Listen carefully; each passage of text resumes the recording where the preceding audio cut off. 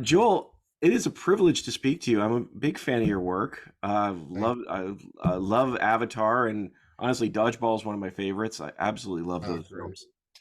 Good. Um, I'm glad to hear that. You know that there's a Dodgeball sequel in the works right now.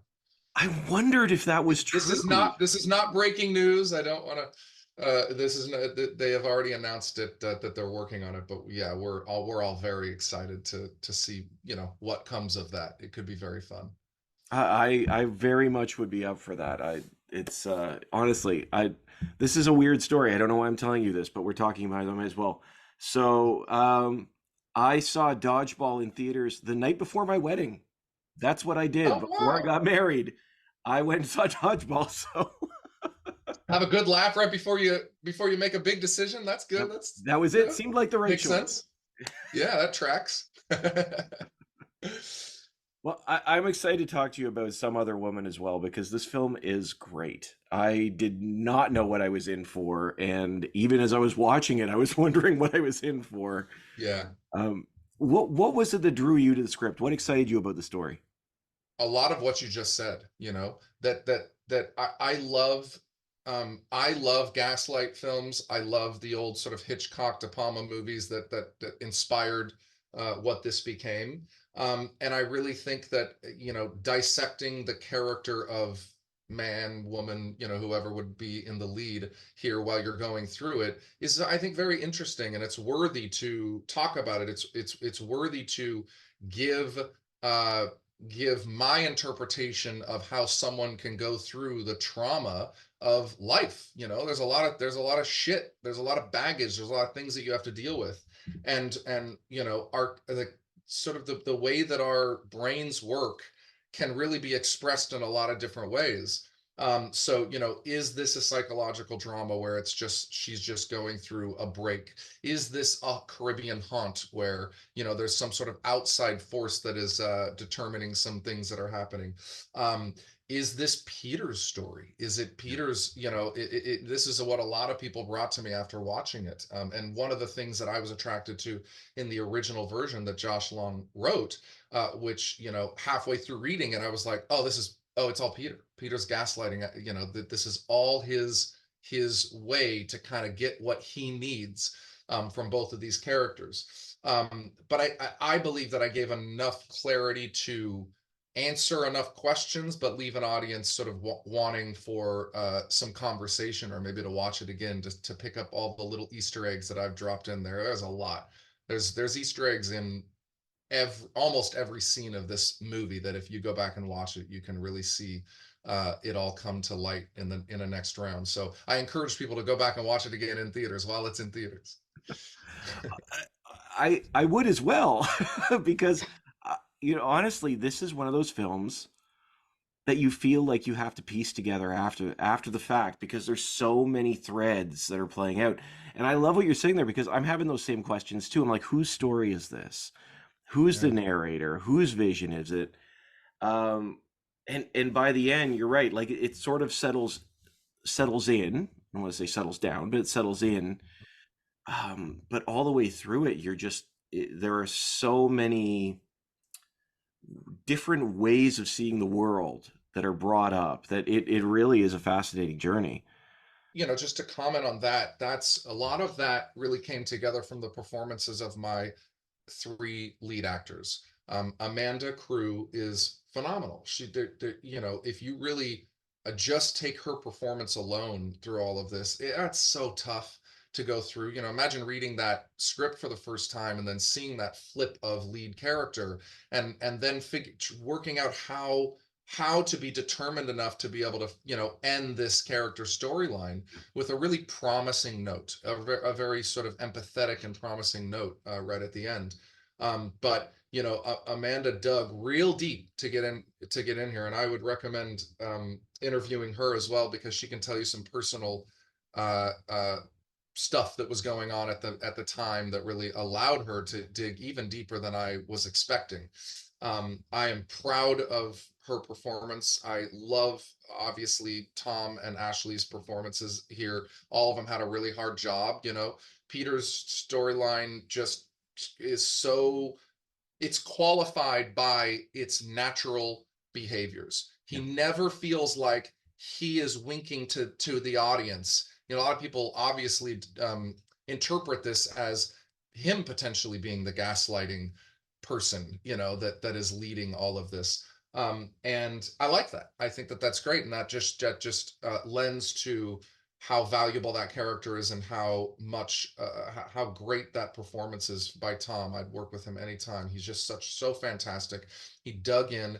He, you know, we spent long nights trying to work out all the different intricacies of that character, and I think that we brought to light some really important performance pieces for him as an adult now, getting out of those, you know, younger roles that he had, and really latching on to these adult characters. And boy, did he in this. And just his ability to sort of naturally go from one lead character to a female lead to another female lead is really hard. I don't think people understand how hard that is. And you know, and again, just Ashley Greene, I've worked with her many times. I've known her for uh, the better part of my time here in Los Angeles, and she just is great. She always shows up and she always delivers. So I'm very happy with all three of them. And I think that, you know, when you think about this story, it sort of has three different storylines, right? You have that coming out of a trauma, maybe a fever dream, and I experienced that. I had to, you know, we all had to be in quarantine when we were shooting this in the middle of the Wow. pandemic. And so, you know, you spend 15 days in a room, you experience what it feels like to be boxed into your own reality. And so I think for Amanda, that did a lot of good for her character. And obviously, there's trauma that happens, right? You know, that you find out about very early on in this. I don't want to give anything away, but that almost acts as like the bad guy of the movie, right? That particular trauma, and it ignites something in her, a fissure of of identity, that allows for this other thing in the ocean to come and advance on her reality, and chip away at that reality, just scene by scene and day by day, until that is completely taken over. And why would then she endeavor to get back into that life at that point? You got to dig real deep as an actor to be able to have the strength to kind of bring all of that back at the end. And I just think that she did such a fantastic job doing it in such a strange story. Well, you're absolutely right. The entire cast does a great job of pivoting because it must have been constantly pivoting, like you said. You know, you like you've got characters that are in one scene they're married and they're living this perfect life, and then the next scene they're on the outside looking in, and it's just this constant reshuffling of the deck. Yeah. Um, it is interesting. One of the things about this film, it taps into the idea of the perfect life. And so I would ask you this, is that a fever dream in and of itself in your mind? Is a perfect life even possible in any way? Is the grass greener on the other side, or does it come with its own complications? One of the big questions in the second half of this movie is, why did I add, or why did the writers add this storyline of complications with Sal, with Rick Fox's character, with Yeah. Peter and Sal? And the reason, and why is there sort of this mirrored version of cheating? Of, you know, is there an element of infidelity in this? Well, both of those are to examine some personal things that I've been through, some stuff that came from iterations of this story, but like to examine that exact question: is the grass greener on the other side? I don't think it is. I think that our realities, we have to make do with what we've been given, and we have to get through the struggles and the strife, and earn our stripes, you know, as husbands or wives, or just single people going through you know, through life. There is no wrong journey these days. But with in the particulars of this story, you know, a lot of what we were trying to find is how to tell these how to amplify these little moments of the characters. And I would sometimes just throw the dialogue of a scene out and just say, okay, we got that a few times. You just go, just give me your version of it. And some of the best moments in this movie came out of them just digging in and Mhm. finding those moments for themselves, the emotional state. I can't. I can't tell Amanda to be emotional. I have to help her experience why there is emotions written into this scene and why she should feel these things, and she just has to take that. And I think that all three of them did such a fantastic job of finding the depths of those characters. So as you're filming it, you said like you gave them a lot of space to create as well as tell the Yeah. story. So, Oh, yes, and they were sometimes it was grueling on them. Sometimes when, you're 2:30 in the morning and you're in pitch dark, you're having to figure out where we were because you don't shoot a movie. I mean, most people know this, but some don't. You don't shoot a movie front to back. You shoot it all out of order.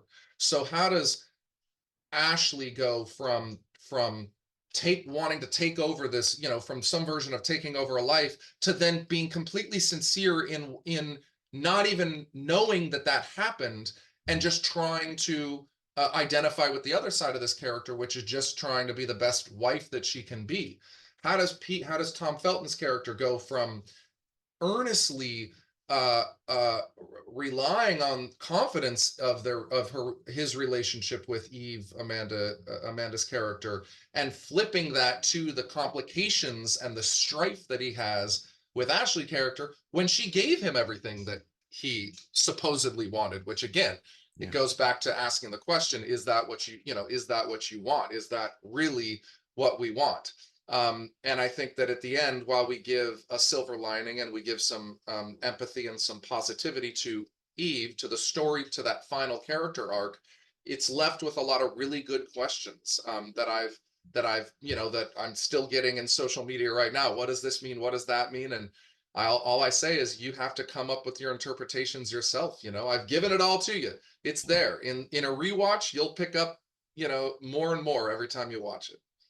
And, you know, a word you've mentioned a couple of times that I think is really well understated, but absolutely descriptive of the film is empathy, because the film empathizes in every scene, almost with everybody, Mm, which is hard to do. Like, you know, you've got scenes where, you know, you talk about who's gaslighting and whatnot, but there's an empathy for Tom. There's an empathy for Ashley. There's an empathy for man as they're performing in each of these scenes. It's a constant, just that their characters are all enduring something at any yeah. given moment, which I appreciated. You know, it's not clear necessarily. It's like, oh, this is the villain. We're supposed to boo them when they're on screen. It's not that type of film.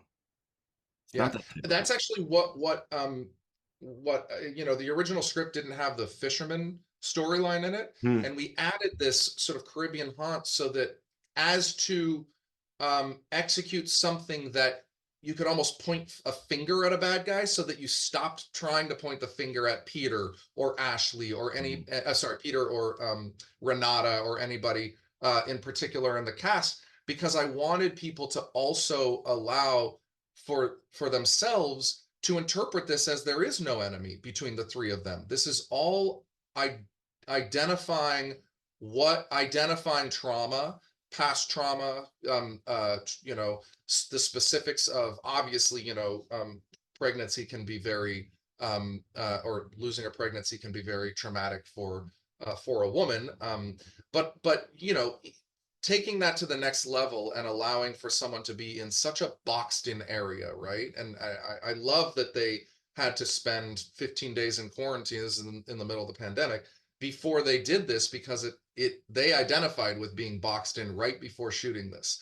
And I think that added this extra layer of emotion that allowed for these incredible performances that, obviously, with a lot of pushing from me, but giving them space to really find what it is, what was important in the scene. Sometimes that was my question: what's important for you in this scene? Forget what the words say. What do you need as a character? What do you need out of this scene? And they would just start going, just start bantering, and we would pick it up. And my incredible uh, uh, DP, my cinematographer, JP Bernier, who's French Canadian and just is such an absolute talent. He would, and a patient individual, he would have to just be jumping on. Sometimes I would just sneak over and I'd say, record, shoot this. They're in it. They're in it. Just shoot it. So we wouldn't even call an action. We would just start to get something that they were in a rehearsal trying to go through. And I would just say, everybody quiet. Let's just let them get into it. So there was this sort of natural emotional quality that came out of these scenes. And I think that we benefited from that. That's amazing. So, I mean, they're really actively involved in creating these moments together, and I think that's really really cool, especially considering that these characters are so um, I want to say almost relatable. I want to like relate. The Yeah. situation isn't, but I mean, what they're going through and the pain that they're dealing with. It, like you said, these life traumas that they're grappling Yeah. with. Um, I really appreciate. And oh my gosh, Joel, we're out of time. Thank you so much. It's wonderful to chat with you. I really appreciate it. The film is great, and I wish you the best. Thanks so much for your time. I appreciate that. Thank you. Indie filmmaking is alive. It's back in theaters. We want indies to be in theaters. There is room for that. It doesn't have to be the big Marvel movies every time. People want to go to theaters. So I appreciate you, getting the word out about this movie, and I think people will really enjoy this in theaters. I do too. I do too, and I hope they go to see it as well. Thanks so much. I appreciate it. Thanks a Have a lot. great day. Appreciate it. Thanks, Okay. Joel. Bye. Bye bye.